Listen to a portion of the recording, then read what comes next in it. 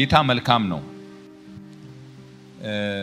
እየተመለከተን ያለ ነው እንግዲህ እንደምታስተውሱት የእግዚአብሔር ቃል የህይወት ምንጭ እንደሆነ የህይወት ምንጭ ብቻ ሳይሆን ደግሞ ህይወታችንም ጭምር እንደሆነ ያወራን ከብሉይ ኪዳን ነው የተነሳነው ከዛ በኋላ አዲስ ኪዳን ላይ የጌታችን ኢየሱስ ክርስቶስን ህይወት በእርሱ ውስጥ የእግዚአብሔር ቃል እንዴት ይሰራ ነበርና እሱ ደግሞ እንዴት ነው ስለ እግዚአብሔር ቃል ያስተማረው የሚለው ነገሮች አይተናል ከዚያ በመጀመሪያው ቤተክርስቲያን የነበረውን ስፍራ አየን ለድርጊታቸውም ደግሞም ለማንኛውም አይነት ልምምድ መነሻቸው መሰረቱም የእግዚአብሔር ቃል እንደነበረ አይተን በሶስት የተከፈለውን ሐዋርያዊ ጉዞ እሱን አየን በሐዋርያዊ ጉዞ ላይ ማዕከላዊ ነገር የነበረው የእግዚአብሔር ቃል ነው ብለን በተለይ በእነዚህ በሐዋርያት ጉዞ በሐዋርያዊ ምንድነው ሚሽነሪ ጆርኒ ወይም ሐዋርያዊ ጉዞ በመንለው ውስጥ ዋናው መሰረታዊው ነገር ይዘው ይሄዱ የነበረው የእግዚአብሔር ቃል ነው ህዝቡም ከነሱ ሌላ ነገር ኤክስፔክት አያደርግም ነበር እነሱም ለሰው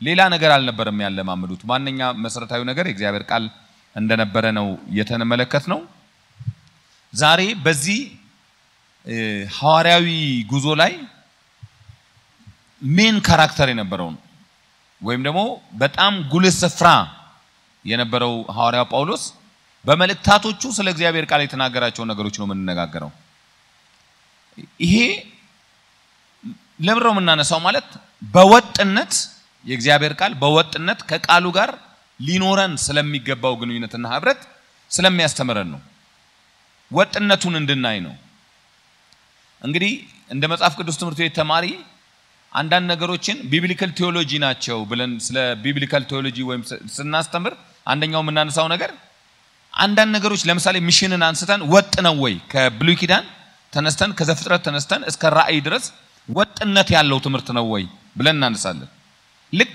የእግዚአብሔርም ቃል አንዱ ቲም ነው በእግዚአብሔር ቃል ውስጥ ራሱ የእግዚአብሔር ቃል አንዱ ቲም ነው አንዱ ዋና ሐሳብ ነው ወጥነት ባለው መንገድ ከብሉይ ኪዳን እስከ አዲስ ኪዳን ድረስ ሐዋርያቱም ነቢያቱም ያስተምሩበታል ጌታችን ኢየሱስ ክርስቶስ ራሱ አስተምሮበታል በመጀመሪያው ቤተክርስቲያን ዋና ነገር ነበር ስለዚህ እሱን እያየን ስንመጣ ጳውሎስ በሐዋርያው ጉዞ ብቻ ሳይሆን በሐዋርያው መልእክቱም አይደለም አፖስቶሊክ ሌተር አለው ለአብያተ ክርስቲያናት የጻፋቸው ደብዳቤዎች አሉ በደብዳቤዎቹም ላይ አጽንኦት እየሰጠ የሚያስተምረው ነገር የእግዚአብሔርም ቃል እንደሆነ እናያለን ይሄ የሚያሳየን ለምንድነው ጳውሎስ በጊዜውም አለጊዜውም ሲመችም ሳይመችም ሰዎች ቅዱሳንን የሚይዙበትን መንገድ በየጊዜው እንደ ሁኔታው ማበጀት አይችሉም በቃ ምንሰበሰበው ለእግዚአብሔር ቃል ነው አማኞች በቤታቸው በግልዮታቸው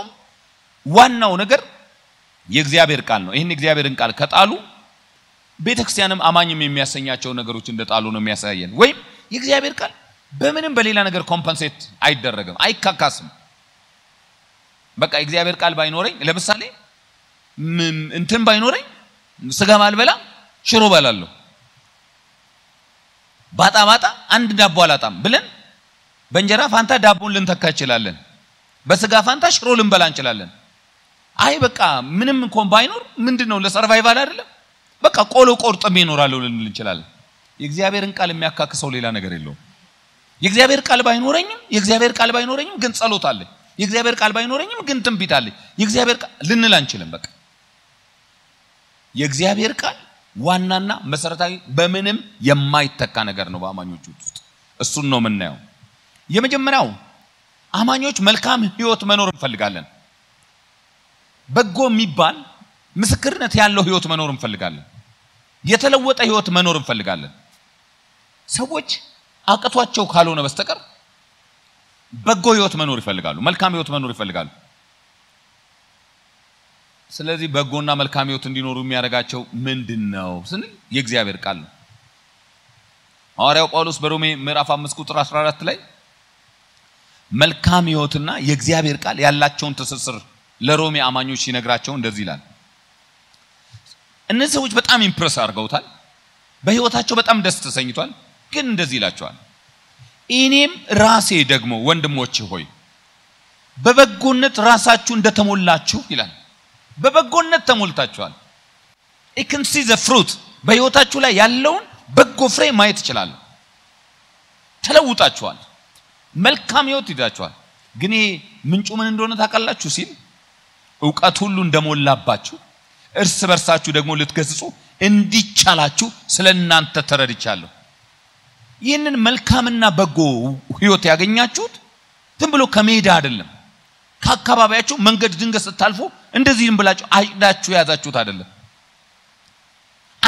አንተ ተው መባባል የቻላችሁት ባህላችሁ ስለሰጣችሁ አይደለም ኢንቫይሮመንታችሁ ስለሰጣችሁ ሳይሆን የእግዚአብሔር ቃል በሙላት ስላላችሁ የእግዚአብሔር ቃል ዕውቀት ስለተሞላችሁ ነው እርስ በርስ መገሳጸት የቻላችሁት አንዳችሁ ከመንገድ ስታፈነግጡ ሌሎቻችሁ ገሰጻችሁ መመለስ የቻላችሁት የእግዚአብሔር ቃል ዕውቀት እንደሞላባችሁ ተረድቻለሁ ይላል ሰው የእግዚአብሔር ቃል ዕውቀት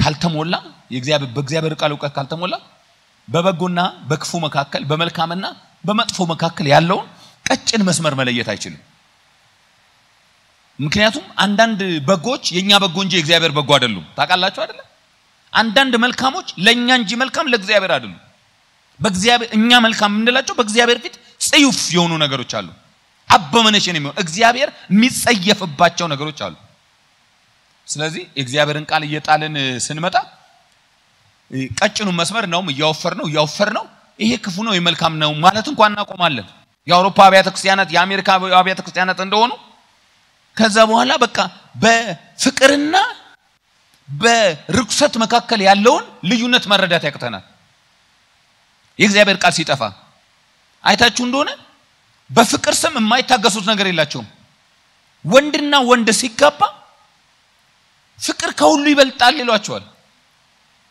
በፍቅርና በርኩሰት በክፋት መካከል እንኳን ያለውን በጎነት መስመሩ እንዳውም በቃ በጣም እየጠፋ ይመጣል ለምን የእግዚአብሔር ቃል ሰው እየተወ ከመጣ ወገኖች እመኑኝ እኛም የእግዚአብሔር ቃል እየተወ ከመጣ ከዚህ በላይ ነው ምን ሆነው ጥንቆላን ጥበብ ብለን መቀበል እንጀምራለን እንደሱ እኮ ነው አንዳንድ ጥንታዊ አብያተ ክርስቲያናት ጥንቆላ በቤተ ክርስቲያናቸው ይለማመዱና ምንድነው እንደ ጥበብ ይቆጥሩታል አስማትን እንደ ጥበብ መቁጠር ትጀምራላችሁ ለምን የእግዚአብሔር ቃል እየጠፋ ሲመጣ ሌላ ነገር ስፍራውን እየተካ ይመጣል ስለዚህ ጳውሎስ ምንድነው የሚላችሁ የእግዚአብሔር ቃል በውስጣችሁ ስላለ እርስ በርስ ልትገዝ ከመንገድ ስታፈነግጡ አንድ ሰው ሲምፕሊ ዲቬት ሲያረክ ታቃላችሁና ትገስጻላችሁ ይላችኋል ኖ ይሄ ልክ አይደለም ትላላችሁ ስለዚህ ይሄን ተረድቻለሁ የሚለው ነገር እሱ ነው እኛም እንደሱ ነው ምን ነው ለማለት ነው ሁለተኛ ለመንፈሳዊ ልጅ የሰጠው ማበረታቻም እሱ ነው ያሳየናል ጳውሎስ ለእግዚአብሔር ቃል የሚሰጠው ብዙ ነገር አይደለም ጳውሎስ ያስጠነቀቀው በጣም ጥቂት ነገሮች ከጥቂት ካስጠነቀቃቸው ነገሮች በተደጋጋሚ ልጁን መንፈሳዊ ልጁን ጢሞቴዎስን ያስጠነቀቀው ከእግዚአብሔር ቃል ጋር በተያያዘ ነው ጢሞቴዎስ ለእግዚአብሔር ቃል ዕውቀት ራሱን የሰጠ አገልጋይ ነው እንዲሁ ዝም ብላችሁ ተራ ኦርዲናሪ አገልጋይ አይደለም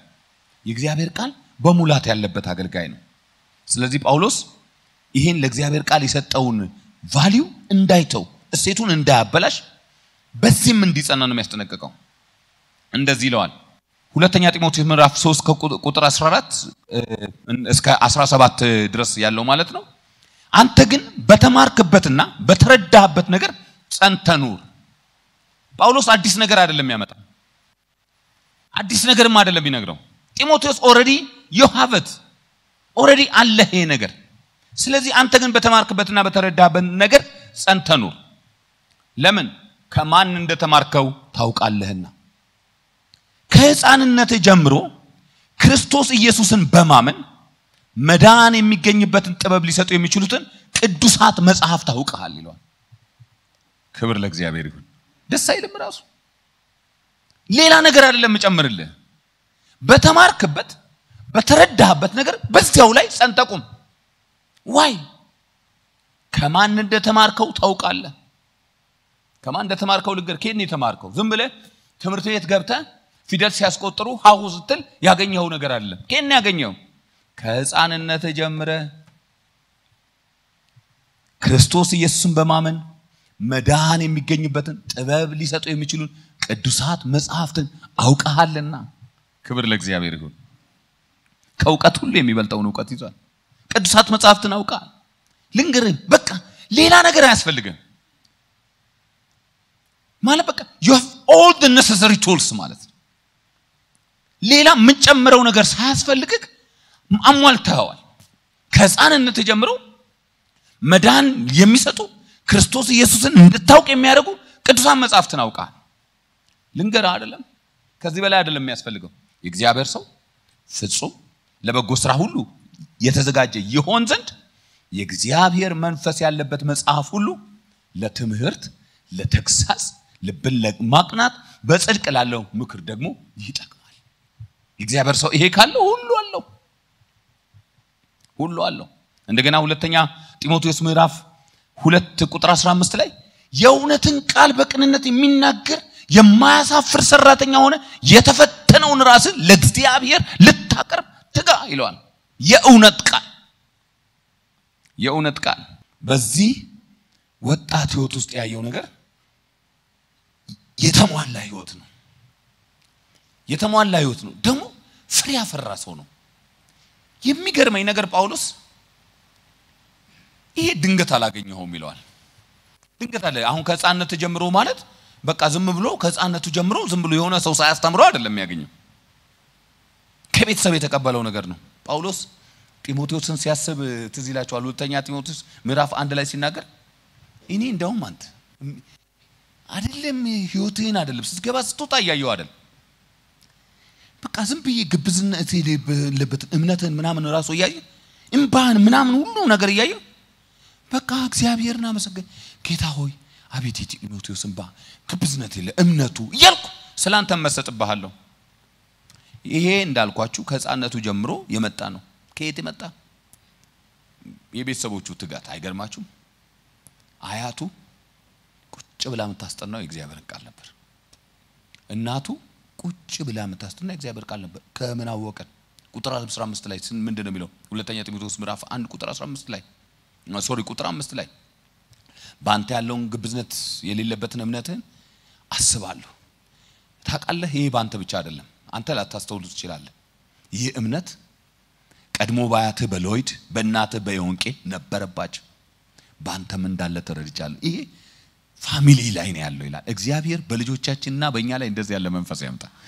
ሰዎች ቤተሰቦቻችን ልጆቼን አይተው ይሄንን መንፈስ ይሄንን ግብዝነት የሌለበትን እምነት ይሄንን የእግዚአብሔርን ቃል ዕውቀት እናት ላይ ነበር ሲባል አባት ላይ ነበር። ይሄ ቤተሰባችሁ ላይ ያለ ነገር ሲባል ማለት በጢሞቴዎስ ላይ የምናየው ቁልፍ ነገር የታላላቆች ተጽዕኖ በታናናሾች ላይ ምን ያህል ትልቅ ዋጋ እንዳለው ነው። ብዙ ጊዜ ልጆቻችን ህይወት ውስጥ ማየት የምንፈልገው ነገር ያልዘራነው ነው። ሰምታችሁኛል? ያልዘራነው ነገር ነው። ብዙ ጊዜ ልጆቻችን ህይወት ተለውጦ ማየት እንፈልጋለን። ህይወት ለዋጭው እግዚአብሔር ቃል ግን አንሰጣቸው ልንለውጣቸው የምንፈልገው በእኛ ተክሳጽና ቁጣ ወይም ከጎረቤት ልጆች ጋር አነጻጽረን ነው መለወጥ የምንፈልገው። በመናቃቸው የካሌ ልጅ ያት እካሌን ነው ብለን ነው መለወጥ የምንፈልገው። የእግዚአብሔርን ቃል ሰተናቸው አይደለም። ልጆቻችን እንዲለወጡ ትፈልጋላችሁ? የእግዚአብሔር ቃል ይኖራቸው። የእግዚአብሔርን ቃል መውደድ አለባቸው። የእግዚአብሔርን ቃል እንዲወዱ ትፈልጋላችሁ? እናንተ ስትወዱ ያዋችሁ የእግዚአብሔር ቃል ቤታችሁ እንደው ሰው አገልጋይ መጥቶ ሲፈልገው አቧራ ተነስቶ የሚነሳ ለልጆቻችሁ እንግዳ ሲመጣ አገልጋይ ሲመጣ የሚቀርብ አንድ ነገር ብለው ነው የሚያስቡት እንጂ እንደሱ እኛ ቤት የቆየ መጽሐፍ ቅዱስ ነበር ማስተዋወሰው ልጆኝ ሲነበብ ግን አላየሁትም። ስለዚህ እኔ ቤተክርስቲያን አባቴ አይደለም መጽሐፍ ቅዱስ ማንበብ ያስተማረኝ። አባቴ ዝም ብሎ ቤተክርስቲያን መሄድ መምጣት አስተምሮኛል ያልኳችሁ በልማድ። መጽሐፍ ቅዱስን ግን ያስተማረኝ ሄጄ ያየሁት አንድ ሰው ነው። አንድ በጣም ይገርመኛልና ሁሌ በህይወቴ ላይ እንደ ባለ ውለታ ነው የምቆጥረው። ባይደው መርጌታ ሐዲስ ይባላል። አይነ ስውር ነው። ከዚህ በፊት ተናግረው ምስክርነት ሰጥቼ አውቃለሁ። በቃ የእግዚአብሔርን ቃል ሲወዳየሁት አይነ ስውር ነው፣ ማየት አይችልም። ለኔ ብሎ እንደሆነ ግን አልገባኝም። በኋላ ነው ለኔ ብሎ ሳድግ ነው የገባኝ። የእግዚአብሔር ቃል ጋር ፍቅር ስወድቅ የእግዚአብሔር ቃል ሲያስለቅሰኝ ሳይ የገባኝ ለኔ እንደሆነ የገባኝ በኋላ ነው። እሱ በቃሉ ያውቀዋል ለካ እና አንብብልኝ ይለኛል። እኔ ማየት ስለማይችል ማነበለት ይመስለኛል። እና ደጋግሞ ያስነበበኝ አዲስ ኪዳን ነው ያስነበበኝ ማቴዎስ ወንጌል ያነሳ በቃ በተለይ አንድ ቦታ ላይ ስቆም ደጋግማ አንበበው በቃል እስኪዘው ደለጂ ሲነጋሚ ካህናት አለቆችና የሕዝብ ሽማግሌዎች ሊገሉት በኢየሱስ ላይ ተማከሩ አስራውም በጴንጤናው በጲላጦስ ቤት አሳልፈው ሰጠው በዚያን ጊዜ አሳልፎ የሰጠው ይሁዳ እንደተፈረደበት አይቶ ተጸጸተ ምናምን እያለ ያንን በተለይ የክርስቶስ ኢየሱስ ስቃይ ያለበትን ስፍራ ደጋግሞ ያስነበበኛል ከዛ በኋላ for the first time ጴንጤ ቤተክርስቲያን ኮንፈረንስ ተዘጋጅቶ ተደብቄ ገብቼ ማንንም ሳይኔና ጓደኛዬ ተደብቀን ገብተን ሰውየው ዮሐንስ 3:16ን ሲያነብ እኔ ማቴዎስ ወንጌል ምዕራፍ 27 ላይ ያነበብኩትን ያንን ስቂውን ነገር ያነሳ ሲያነሳ ሳላውቀውም ባይወርዳል ይሄንን ከኬታ መጣሁት ታላላቆች በታናናሾች ላይ በሚያደምቁት ተጽኖ አየ መርጌታ አዲስ አሁን የት እንደደረሰ እኮ አላቀ ይሞት ኑር እኮ አላቀ ከዛ በኋላ እኮ በዘመኔ ሁሉ አይቼው አላቀ በዘመኔ ሁሉ ግን ማረሳው አዲስ ኪዳን እንዳነብ ይረዳይ ሰው ነው መልላችሁ ነው ተጽኖ መትፈጥሩ ሆኖ የእግዚአብሔር ቃል ላይ ያነቡ ሰዎች አይተው ስንቴን አይተው አሁን ልጆቼን አይተዋቸው አባታችሁ ላይ ያለው ነገር ነው ያለው እንድትባሉ ማለት ነው ጢሞቴዎስን አያተም ላይ እናተም ላይ እናይቻለን ሁለተኛ ጳውሎስ የእግዚአብሔር ቃል ከመጨረሻው ዘመን ጋር ያለውን ግንኙነት ያነሳል የመጨረሻው ዘመን በነገራችን ላይ ዛሬ ዝም ብዬ ያያዩት ነበር የአሞጽ 8 ላይ ያለው ቃል ይሄ ዘመን ይሆን ይያልኩ ማለት ነው አሞጽ 8 ላይ ያለው ቃል ተዝላችኋል በመደረ ሁሉ ራብ ይሆናል ይላል ራብ እግዚአብሔር ይጠራል ይሆናልና ያ ራብ ምን አይነት ራብ እንደሆነ ታውቃላችሁ ሰዎች ሁሉ የእግዚአብሔርን ቃል የሚራቡበት ዘመን ይመጣ ፖዚቲቭ መስላችሁ በቃ ሃሌሉያ ሪቫይቫል እኮ አይደለም ሰዎች ሁሉ የእግዚአብሔርን ቃል የሚራቡበት ዘመን እንዴት ፈልገውት የእግዚአብሔር ቃል ምናም አይደለም ይላል ከአንዱ ስፍራ ወደ ሌላ ስፍራ ያ እናገኘዋለን ብለው የእግዚአብሔርን ቃል የሰባኪ ያለ የቸርች ያለ ይያሉ የእግዚአብሔርን ቃል መስዋዕት የሚፈልጉ በዛ ከዛስ ይላል በጣም ያሳዝነኛል ሲዘጋ አያገኙትም ይላል እግዚአብሔር ይሰውረን አይደለም የመጨረሻው ዘመን አንደኛው ካራክተር እሱ ነው የመጨረሻው ዘመን ላይ ሰዎች ከሚጥሏቸው ነገሮች አንደኛው የእግዚአብሔርን ቃል በሁለተኛ ጢሞቴዎስ ምዕራፍ 3 ላይ ጳውሎስ ያነሳ ያልነው ክፍል ያነሳበት ክፍል ነው አንተ ግን በተረዳህበት ነገር ጸንተህ ኑር ከዛ በፊት ያሉትን ነው ምንናገረው የመጨረሻው ዘመን ካራክተር ሲያሳስበው የመጨረሻው ዘመን ሰዎች ጠባይ ምን አይነት ነው የመጨረሻው ዘመን አስጨናቂ ነው የሰዎቹን ጠባይ በጣም አስቸጋሪ ነው በዚያ ዘመን የሚኖሩ ሰዎች ጠባይ ሲዘረዝር እንደዚህ ይላል ሰዎች ራሳቸውን የሚወዱ ይሆናሉ ገንዘብን የሚወዱ ትምክህተኞች ትዕቢተኞች ተሳዳቢዎች ለወላጆቻቸው የማይታዘዙ የማያመሰግኑ ቅድስና የሌላቸው ፍቅር የሌላቸው እርቅን የማይሰሙ ሐሜተኞች ራሳቸውን የማይገዙ ጨካኞች መልካም የሆነውን የማይወዱ ከዳተኞች ቸኩሎች በትዕቢት የተነፉ ከእግዚአብሔር ይልቅ ተድላን የሚወዱ ይሆናሉ but they come church ይላል እንዴት ታውቃለህ የአምልኮ መልክ አላቸው they have the form ስታዩአቸው ክርስቲያን ይመስላሉ ይዘምራሉ ቤተክርስቲያን አይቀሩም ይመጣሉ የአምልኮ መልክ አላቸው ኃይሉን ግን ክደዋል ይልና ከነዚህ ግን ራቅ ይላል እነዚህ ያየናቸው ባህሪያት ክፋታቸው ጭካናቸው የተበላሸው ህይወታቸው ራሳቸው ጋር ብቻ ቢቆም ቢዳዝማራ በቃ እነሱ ይዘውት ራሳቸውን ችለው ቢኖሩ ነው ችግር አልነበረው ግን ያስተላልፉታል ግን ያጋቡታል እኔ ያየሁት እኛ ከመንፈጥነው በላይ እኛ በእግዚአብሔር ቃል ሰው ላይ ተጽኖ ልንፈጥር ከመንፈልገው በላይ እነዚህ ክፉ ሰዎች ትጉ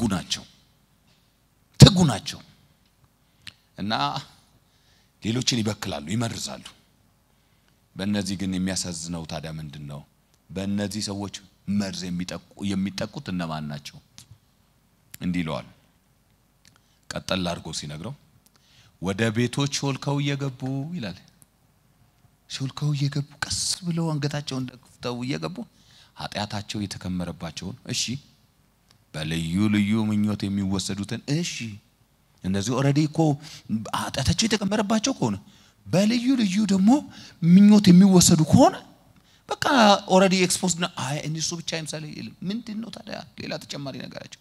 ሁሉ ጊዜ እየተማሩ እውነቱን ወደ ማወቅ ሊደርሱ ከቶ የማይችሉት ሞኞች ሴቶችን የሚማርኩ ከነዚህ ሰዎች እንዳሉ ይላል። እነዚህ ሰዎች ይማርኩ ግን they don't care, they're negligent። ለእግዚአብሔር ቃል ግዴለሾች ናቸው። ግዴለሾች ናቸው። የእግዚአብሔር ቃል ይሰማሉ፣ ቤተክርስቲያን ይመጣሉ፣ ግን they don't care። በቃ ቤተክርስቲያን ቁጭ ብለው ለነሱ አቴንደንስ ጉዳይ ነው። እውነትን ይማራሉ ጊዜ ሁሉ ጊዜ ይማራሉ፣ ግን ወደ ማወቅ አይደርሱ። በራሳቸው ምንም ጥረት አያደርጉ። እንደ ቤሪያ ሰዎች ይሆነኔ አይሉም። የእግዚአብሔርን ቃል አይመረምሩ። ለእግዚአብሔር ቃል በቂ የሆነ ሃፒታይት የላቸውም። ሃፒታይት የላቸውም። እነዚህ ሰዎች ኤክስፖዝድ ናቸው ይላል። ኤክስፖዝድ ናቸው። አንዴ ከአንዲት አገልጋይ ጋር ከአንዲት ዘማሪ ጋር ለአገልግሎት ሄድን። ያን የኮንፈረንስ ብርቅ በነበረበት ዘመን ማለት ነው። እና ኮንፈረንስ ሲባል በቃ የከተማው ሁሉ የሚሰበሰብበት ዘመን ላይ ሄድን። እና ስታወራኝ ዘማሪ ናት እንደዚህ ያለች። እዚህ ቦታ ሄጄ አለች በጣም ይገርማል ለማዶች ናቸው አለች። ቦታውን ማናገረው ምናልባት ከዛ ይመጣችሁ ብትኖሩ እንዳትቀየሙ ብዬ ነው። እና ለማዶች ናቸው አለች። የሚፈልጉት ማን እንደመጣ ነው መጀመሪያ ስቴዲየም ይሞላል አለች ለኮንፈረንሱ። ከዛ ዘማሪ እከሌ ሲባል ይቆማሉ አለች። ልክ ይቆማሉ ይንጠራራሉ። በቃ እነዚህ ሰዎች ምን አይነት አምልኮ መንፈስ ያላቸው ናቸው ስለሆነ ልክ መልካቸውን ካዩዋል እሱ ነው እንዴ ብለው ቁጭ ብለው ሸንኮራቸው መጋት ይጀምራሉ። they don't care። እና የተለመደ በልማድ የተቀበሉት ክርስቲያኒቲ ስለሆነ በህይወታቸው ለውጥ ማታዩባቸው አይነት ግሩፖች ሆነዋል። እነዚህ ሰዎች እንደዚህ ናቸው። እውነትን ይማራሉ፣ የእግዚአብሔር ቃል ይማራሉ፣ ግን እውነቱን ለማወቅ አይደርሱም። ከነዚህ ሰዎች ተጠንቀቅ።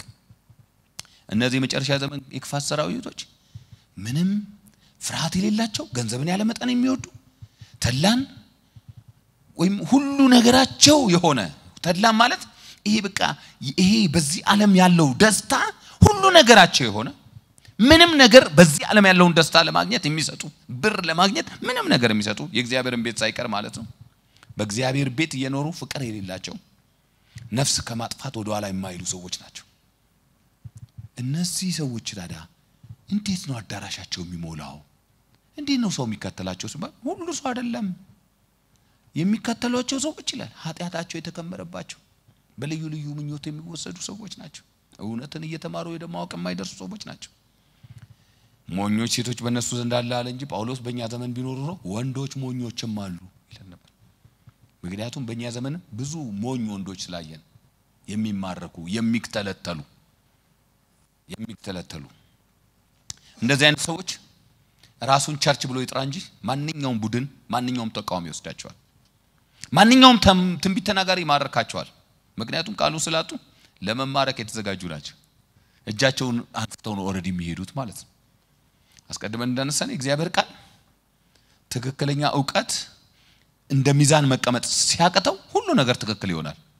የእግዚአብሔር ቃል ይሄ እግዚአብሔር ቃል ሚዛን መሆን ሲያቀተው ሁሉ ነገር ትክክል ነው የሚሆነው። እግዚአብሔር ቃል ለሌላቸው ሰዎች there is no standard ከሌለ ደግሞ ግራውም ቀኙም ትክክል ነው። አንተም ልክ ነህ ያ ሰውዬ እንዳለው ማለት ነው። አይታችኋል አይደል? ሲከራከሩ ሁለቱም ሰዎች ሲከራከሩ ያገኛቸዋል። ከዛ በኋላ በጣም ኤክስትሪምሊ ተቃራኒ በሆኑ ነገሮች ነው የሚከራከሩት። እና እሺ ማን ነው ትክክል አሉት። ዳኘን ሶስተኛ ሰው ቆሟል። እኔ አቅቶኛል አንተ ዳኛቸዋል እንዴ አንተም ትክክል ነህ አሉ። እንዴት እኔ ሲለው አንተም ትክክል ነህ አሉ። ሰውየው ሶስተኛው ሰውዬ እንዴ እሱም ትክክል እንዴ ሊሆን ይችላል ሲል አንተም ትክክል ነህ አሉ። ሁሉም ምክንያቱም ሚዛን አላስቀመጡም። ስታንዳርድ የለም። የእግዚአብሔር ቃል ከሌለ ሁላችንም ትክክል እንሆናለን። ግራውም ትክክል ነው ቀኙም ትክክል ነው። ዝሙትም ትክክል ነው ቅድስናም ትክክል ነው። ሌብነትም ትክክል ነው ሐቀኝነትም ትክክል ነው። በቃ ሪሌቲቭ ነው። ሁሉ ነገር ሪሌቲቭ ነው። ሁሉ ነገር በቃ ሰብጀክቲቭ ይሆናል። በግል ስሜታችን የሚወሰን ነው የሚሆነው። የእግዚአብሔር ቃል ሚዛን አይሆንም ማለት ነው። እግዚአብሔር ከዚህ አስፈሪ ነገር ይሰውረን። ታዲያ ጥያቄው በዚህ ዘመን ሳይናወጡ መቆም እንዴት ይቻላል ነው። ብዙዎች እንደምንስማማበት አሁን ቤተክርስቲያን በጣም አደገኛ ነጥብ ላይ እንዳለች ይመስለኛል። ሁሉም ክንውኖች በቃ ከዓለም ጋር የሚመሳሰሉ ናቸው። በዓለም የምታገኙት እኔ አሁን አንዳንዱ ነገር አይታችሁት እንደሆነ በቃ ድምጽ የሚወጡ ብታረጉኮ በዘፈንና በመዝሙር መካከል ያለው ልዩነት አታውቁትም። ድምጹ የሚወጡ ብታረጉ ቃሎቹን ባትሰሙ የሰውየው አኮካከን አበባ መካከል ሲሽከረከር ምናምን ስታዩት ለአንዲት ፍቅረኛው እየዘፈነ እንዳለ እንጂ እየዘመረ ላይ ሰማችሁ ይችላል። በቃ ሊሪክሱን ባታውቁት ምንም በቃ እንደሱ አይነት ነገር ነው። መድረክ ላይ የሚደረጉ አይነት አንዳንድ ነገሮች ታዩ አማኞችን የሆነ ቦታ ላይ ህይወታቸውን ስታዩ በጣም ግራ ይገባቸዋል። የኛም ዘመን ልክ እንደዛ ግራ የሚገኝ በዚህ ዘመን ላይ መቆም ይቻላል ወይ? መጽናት ይቻላል ወይ? መጽናት ይቻላል? አዎ ይቻላል ነው። በምን? ጢሞቴዎስ በእንደዚህ አይነት ከባድ ዘመን ውስጥ ኖሮ መቆም ትችላለህ። እንዴት ትቆማለህ? አዎ ዘመኑ አስቸጋሪ እንደሆነ ነው የምነግርህ። ግን እንዴት ትቆማለህ? በተረዳህበት ነገር ጸንተህ ኑር። ያ የተረዳው ነገር ከማን እንደተማርከው ታውቃለህ። ቅዱሳን መጻሕፍትን አውቃል። በዚህ ጸንተህ ከቆምክ መገፋት አትችልም፣ መውደቅ አትችልም። ማንንም አይገፋ። ልክ ጌታችን ኢየሱስ ክርስቶስ ከልጅነቱ ጀምሮ በእግዚአብሔር ቃል እንደተሞላ ጢሞቴዎስ በእግዚአብሔር ቃል ከሕፃንነቱ ጀምሮ ተሞልቷል። ይሄ እግዚአብሔር ቃል በዚህ አማላይ እና ሚዛን አልባ ዘመን ውስጥ ያቆምሃል። ልክ እንደኛው ዘመን ያለ አማላይ ዘመን ውስጥ ነው ያለው። ሚዛን አልባ ስታንዳርድ የሌለው ዘመን ውስጥ ነው ያለው። በዚህ ዘመኑ ውስጥ ቢሆን የእግዚአብሔር ቃል ያኖርሃል። ለምን? በዚህ ዘመን ውስጥ ትክክለኛ መሳሪያ ይዘሃል። you have the right tool። ትክክለኛውን በግምት አትኖርም። በግምት አይደለም የምትኖረው። ትክክለኛውን ነው ያስከው። ትክክለኛው እየሞከርክ አይደለም የምትኖረው። ትክክለኛውን ነገር ነው ያስከው። ይሄ ትክክለኛው ነገር ምንድነው? አየህ የእግዚአብሔር ቃል ፍጹም ለበጎ ስራ ሁሉ የተዘጋጀ ይሆን ዘንድ የእግዚአብሔር መንፈስ ያለበት መጽሐፍ ሁሉ ለትምህርት፣ ለተግሳጽ፣ ልብን ለማቅናት በጽድቅ ላለው ጎዳና ሁሉ ደግሞ ይጠቅማል። የእግዚአብሔር መንፈስ ያለበት መጽሐፍት ሲል ሁሉንም መጽሐፍት አየለም ከበደም ኤርምያስም የጻፉትን መጽሐፍት ግን አይደለም። አንዳንድ ሰዎች እንደሱ ስለሚሉ የእግዚአብሔር መንፈስ ያለበት መጽሐፍ እንደሱ አይደለም የሚለው። የእግዚአብሔር መንፈስ ያለበት መጽሐፍ የምንላቸው በእግዚአብሔር ቃል መሰረት ተደርገው የተጻፉ መጽሐፍቶችን አይደል። እነሱ ይጠቅማሉ፣ ምንም እንትን የለውም፣ ይጠቅማሉ። ግን የእግዚአብሔርን ቃል ለእግዚአብሔር ቃል ሊተኩ ግን አይችሉም። ስለነሱም አይደለም ያወራው። ቅዱሳት መጽሐፍትን አውቀሃል የእግዚአብሔር መንፈስ ያለባቸው የሚለው ወይም ቅዱሳት መጽሐፍት ሁሉ የሚለው እነማን ነው? 66ቱ እኛ ምናምንባቸው ካኖናይዝድ ይሆኑ። ሌሎች 81 72 የሚሉ እኛ ምናምንባቸው አዘን ኢቫንጀሊካል እንደ ወንጌላን አማኞች ምናምንባቸው 66ቱ መጽሐፍት የእግዚአብሔር እስትንፋስ ያላቸው የእግዚአብሔር ምክር ሁሉ ምንለው እሱን ነው። እነሱን አውቀሃል፣ በእነሱ ላይ ቆመሃል። ስለዚህ ምንም እንኳን በተበላሸ ዘመን ብትኖር ጢሞቴዎስ ይሄ ካለክ መኖር ትችላለህ። ለኛ ሌላ መፍትሄ ጳውሎስ የለው። ለኛም ቢሆን በዚህ ዘመን መኖር የምንችለው ልንገራችሁ ይውልሲ በየው ዘመናችሁ ያላችሁ ታያላችሁ። ልዩነት እየሆነ ነው የሚመጣው በእግዚአብሔር ቃል በሚያምኑና ዝም ብለው በሚገቡ በሚወጡ ሰዎች መካከል ልዩነት እየሆነ ይመጣል። ቸርች እንደዚሁ አትቀጥልም። በዓለም ላይ እንደዚህ ቀጥላ አታውቅም። የእግዚአብሔርን ቃል የጣሉ ሰዎች ጆሮ ያለው የሰማ ሰው በእግዚአብሔር ቤት ውስጥ ቆሟል። እነዛ ደግሞ ዝም ብለው የእግዚአብሔር ቃል የሌላቸው ደግሞ ሰዎች በሰፊ ይሄዳሉ። አንዳንድ ሰዎች እንደሚመስልን አሁን ክፋት እየቀዘቀዘ እውነት እያሸነፈ መሄድ አይመስላችሁ። እውነት እያሸነፈ ያልኩ ያለውት ምን ማለት መሰላችሁ? በቃ ድሮ ይመስል ነበር። አሁን ስናያቸው የሆነ ነገር ሲሞሉ በእግዚአብሔር ቃል ሲሸቀጥ ሰዎች ይሄ ጥቁሩ መጽሐፍ እያሉ ሲያጣጥሉት አረፋ እየመሰሉን አረፋ ናቸው ባክ ይጣፋሉ እያለ እየፋፉ ህንጻ እየገነቡ እኛንም እንደው እንዲህ እነዚህ ሰዎች ምን እስክንል ድረስ እየደረሱ ነው ሄዱት። ጳውሎስ ይጣፋሉ አይደለም ይላል። ክፎች እንደው እየባሱ ሰምታችሁኝ ያላል እየበረቱ የጥንቻቸው እየጠነከረ ይመጣል። እነዚህ ቅዱሳንስ ረመናንት ናቸው። ምናልባት እያነሱ ይመጣሉ፣ እያነሱ ሊመጡ ይችላሉ። ግን አንድ ነገር በፍጻሜው ላይ ነግራቸዋል። እስከ ፍጻሜ የሚቆሙት ግን በእግዚአብሔር ቃል ላይ ያሉ ሰዎች ናቸው። እነዛ አንድ ቀን ካለቃቸው ጋር ይሄዳሉ። አለቃቸው ለመጨረሻው ቀን እያዘጋጀቸው ነው ያለው እልፍ አላፍ ያስከትላል ግን ደግሞ የበጉን ስም በግንባራቸው ላይ ጽፈው ማያስደፍሩ ሌላ ምልክት የማይቀበሉት በእግዚአብሔር ቃል ጸንተው የሚኖሩ ሰዎች ናቸው ስሙ ይባረክ የጳውሎስን ማስጠንቀቂያዎች እኔና ከዛ ወደ መጨረሻው ነገር እንመጣለን ጳውሎስ ያስጠነቅቀዋል አሁንም የሚያስጠነቅቀው አንተ ልጅ ይላል አንደኛ ጢሞቴዎስ ምዕራፍ 4 ቁጥር 13 ላይ ከእግዚአብሔር ቃል ጋር በተገናኘው የሚያስጠነቅቀው ጥንቃቄ እስኪመጣ ድረስ ለማንበብ ለመምከር ለማስተማርም ተጠንቀቅ ይላል እስኪመጣ ድረስ እኔ እመጣለሁ ጳውሎስ በዚህ ጢሞቴዎስ በዚህ ጊዜ በኤፌሶን እንደተቀመጠ ታውቃላችሁ ኤፌሶን እመጣለሁ ጎበኛቸዋለሁ እስኪመጣ ድረስ ግን አንድ ነገር ለማንበብ ለመምከርና ለማስተማር ተጠንቀቅ ምን ማለቱ ነው ይላል always አንድ ሳታዛነፈ የምታደርገው ነገር አንድ ቀን እንኳን ሳታጎድል የምታደርገው ነገር ምን መሰለ አንብብ ምክር አስተምር አንብብ ሲለው ምን ማለቱ መሰላችሁ በግል ስተዲ አድርግ አይደለም የመጀመሪያው መጽሐፍ ቅዱሳችን በተጻፈበት ቋንቋ ላይ ፐብሊክ ሪዲንግ ለማንበብ ተጠንቀቅ አደራህን መጽሐፍቱን በቅዱሳን መካከል ስትሆን ጮክ ብለህ አንብበው በነገራችን ላይ ብዙ ትንታኔ የምንሰጠው አሁን እኛ ነን በቀደመው ዘመን ላይ እንደዚህ ማይደረግም ያው እኔ እንደማደርገው ከዚያ አጥንቼ ከዛ አጥንቼ አይደለም የሚደረገው በቃ በጥቂት ጊዜ እንትን ቢሉ ረጅም ሰዓት ይነሱና ጮክ ባለ ድምጽ የእግዚአብሔር ቃል ይነበባል ህዝቡም አሜን ይላል በዚህ በእግዚአብሔር ቃል ብቻውን ተደስቶ ይመጣል አሁን ግን በግሪኩ በሂብሩ ካልተባለ ኢሉስትሬሽን እንትን ካልተጨመረበት የእግዚአብሔር ቃል ብቻውን በህይወታችን የሚሰራ እንኳን እስከማይመስለን ድረስ የደረስንበት ዘመን ላይ ያለን እና ጳውሎስ ተጠንቀቅ አደራ ለማንበብ ይሄን ብቻ አይደለም ይለው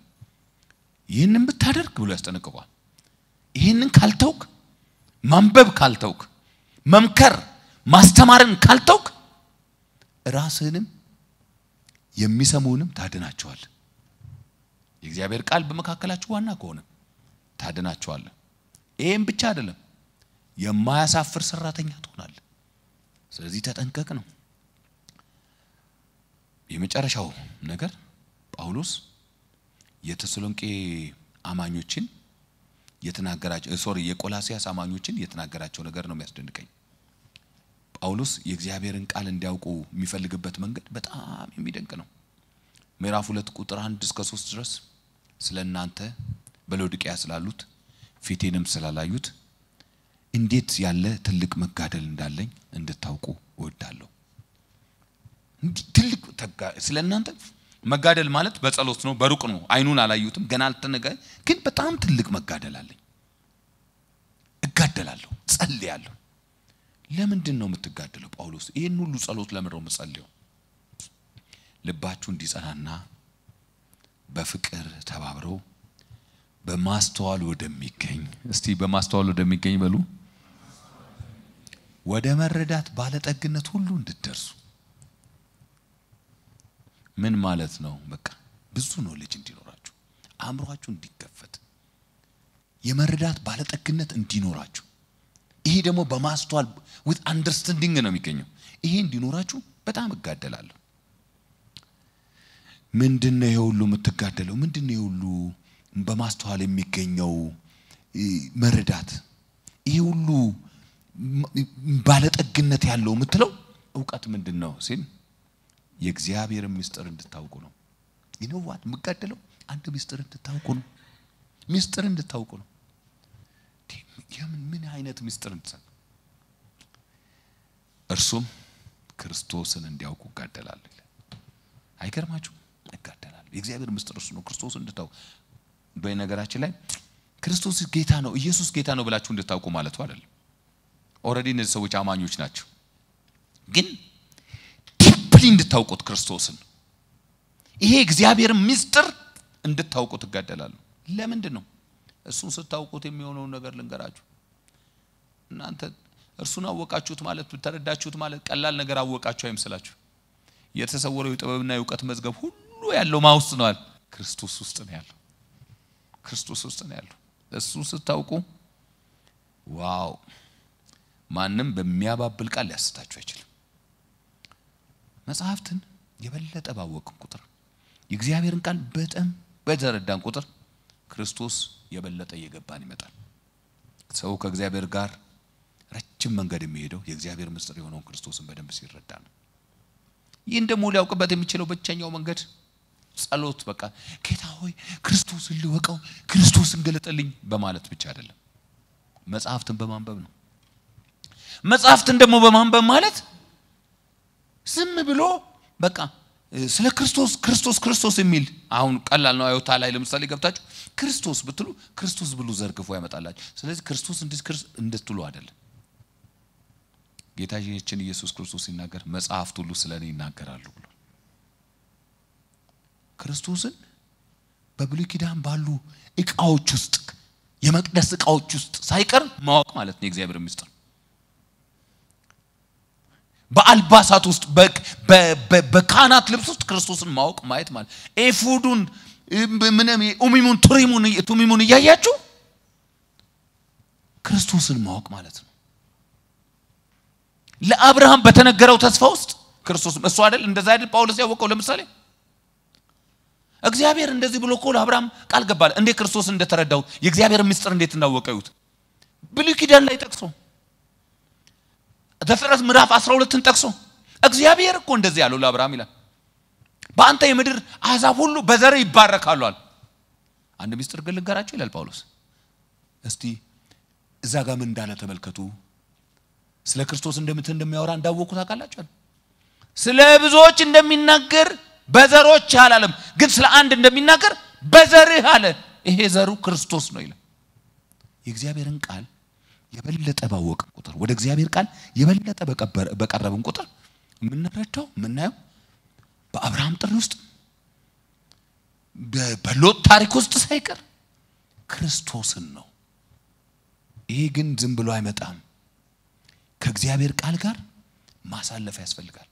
የእግዚአብሔርን ቃል ማንበብ ያስፈልጋል። መጽሐፍት ሁሉ ስለሱ እንደሚያወሩ እንዲገባንና እንድናውቅ ከመጽሐፍቱ ፍቅር ጋር መውደቅ ያስፈልጋል። አንድ ወንድም አንድ ጊዜ እሱ በየዋነት ነው ያደረገው፣ እኔም በየዋነት ነው ምላሽ የሰጠሁት። ከልቤ ነው እኔ በቅንነት ሰጠሁት። ፌስቡክ ላይ የእግዚአብሔርን ቃል ወደድኩት ብሎ ለጠፈ። እኔ ምን እንደተሰማኝ አላውቅም። እንግዲያውስ አንበበው ብዬ ከስር ጻፍኩ። እሱ ምንም ክፋት አልተናገረም። አዎ አነባዋለሁ፣ ያነበብኩት ነው አለኝ። ምን ላላችሁ ነው? የእግዚአብሔርን ቃል መውደድ ማለት ይሄ ቃል እኮ ማለት አይደለም። አንዳንዱ ሰው አይታችኋል፣ ጌታ ሆይ ቃል እኮ ይላል። ከዚህ ቃል ውስጥ አንድ ጥቅስ ሊነግራችሁ አይችልም። አንድ ቃል ሊነግራችሁ አይችልም። የእግዚአብሔርን ቃል ወዳለሁ ማለት ይዤው ዞረዋለሁ ማለት አይደለም። የእግዚአብሔር ቃል ማለት አወደዋለሁ ማለት አነባዋለሁ። የእግዚአብሔርን ቃል በሕይወቴ ልተገብረው ተጋለው ማለት ነው። ጳውሎስ ይህንን ነገር ሲነግራቸው የእግዚአብሔርን ሚስጥር የሆነው ክርስቶስን እንድታውቁ ከፈለጋችኋል ሌላ ነገር አይደለም። የእግዚአብሔር ቃል 3:16 ላይ በሙላት ይኖርባችሁ። በተሰሎንቄ ላይ የእግዚአብሔር ቃል በምን ይኖርባችሁ? በሙላት ይኖርባችሁ። ስለዚህ በዚህ መርህ አልባ በሆነ ዘመን መርህ አልባ የሆነ ዘመን ነው። እኔ ይገርመኛል በእውነት ነው ብላችሁ እኔ እንደዚህ ዘመን ቸርች እንዲት ሆናለች ብዬ እንደዚህም አይቻትም አላቅም። እንደዚህ እንሆናለን ብለን በጣም ባጭር ቶሎ ነው ደግሞ ለውጡ። በጣም ቶሎ ቸርች እየሄደችበት ያለው መንገድ በጣም ያስፈራል። ቅዱሳን እየተለማመዱት የሆኑት ያለው ነገር ያስፈራል። መርህ የለም፣ ስታንዳርድ የለም። ሰው ቸርች ውስጥ ለምንም ነገር ክብር የለው። ለእግዚአብሔር ቃል ክብር የለውም። አንዳንዱ ሰው ምንም በቃ ቸርች ውስጥ ዝም ብሎ ነው። በዚህ ስታንዳርድ አልባ በሆነ ዘመን ክርስቶስን እያወቀን ከእርሱ ጋር እየተጠቀን የበለጠ ወደ እርሱ እየቀረብን የእግዚአብሔር ምስጢር እየተረዳን መኖር ከፈለገን ይሄ ቃል እንደገና በሙላት ይኖርብን። ወደ እግዚአብሔር ቃል እንደገና እንጠጋ። ልጆቻችን እንዲወዱት እንፈልጋለን። የእግዚአብሔርን ቃል እኛ ወደን እናሳያቸው። በልጆቻችን ውስጥ የተለወጠ ህይወት ማየት እንፈልጋለን። በቃ አሁንም ጊዜ አለን። ግድ የላችሁም፣ ጊዜ አለን። አሁንም እድሉ አለን። እግዚአብሔር የሚወቅተን ቤታችሁ እንዲለወጥ ትፈልጋላችሁ? እንቅልፍ እያላችሁ ቢሆን እግዚአብሔርን ቃል አጥኑ። በቃ ምንም እንትን የለም። ልማድ እስኪሆን ድረስ የቤታችሁ ልማድ ወግ እስኪሆን ድረስ ዝም ብላችሁ እግዚአብሔርን ቃል ጀምሩት። ዝም ብላችሁ አንድ አገልጋይ ያገባ ጊዜ የሆነው ነገር ሲነግረኝ እንዲህ አለኝ። በቃ እኔ እግዚአብሔርን ቃል ዝም ብዬ ሳጠና ነው ከረምኩት አላገባው አለ። ሳቃገባው በኋላ ሚስቴ ለካ በቃ የማዕድ ጸሎት ብቻ ነው የለመደችው። ከዛ ውጭ ያለ ነገር መንፈሳዊ ነገር ላይ ምንም መጨናነቅ አትወድም አለ። እና ከዛ እኔ በለመድኩት እኔ ቁጭ ብዬ ከዛ ተንበርክከ ምናምን ነው የምለምደው እና እንደገባው እንጸልይ አልኳት። የእግዚአብሔርን ቃል እናንብብ ስላት ጋደም ብላ ሶፋው ላይ ተኝታ ትሰማኛለች። ተነሽ እንጂ ምንድነው የምትፈልገው አለች። የእግዚአብሔር ቃል ማንበብ። ታዲያ አንብባ ቁጭ በተኝተሽ ከፈለክ ለራስ አንብብ፣ እንድሰማ ከፈለክ ደግሞ ዝም ብላ አንብብ አልኩኝ አለ። ከዛ እሺ እንደተኛሽ አነባለሁ አልኩ። ከሚቀር ይሻላል አይመስላችሁም? ከሚቀር ይሻላልና ዝም ብዬ አነበብኩ አለ። ይሄንን ግን ያደረኩት ለጥቂት ቀናት ነው አለ። ከዛ በኋላ ራሷ እየተነሳች መቼ ነው የምናነበው? ቤታችሁ ውስጥ እኛ ግን ነው እንደኛ ሆነው ስነ ስርዓት ይዘው የሆነ ነገር ሆነው ምናምን በቃ ምናምን በእንዴት በልህ ልጆቹን በኩርኩማናት እንዳትሰማለህ። እንደሱ አይደለም። ቀስ ብላችሁ እየደከማቸውም እየሰለቻቸው ምንም ይያል እስኪወዱ ሳይል ያልቀመሳችሁትን ነገር እኮ እንትኑ ጥቅሙ ያልገባችሁን ነገር እኮ በጣም አትወዱትም። ይሄን ያለም ዋጋ ተሰጡት። ዋጋ እንዲሰጡት በደንብ አቅምሷቸው።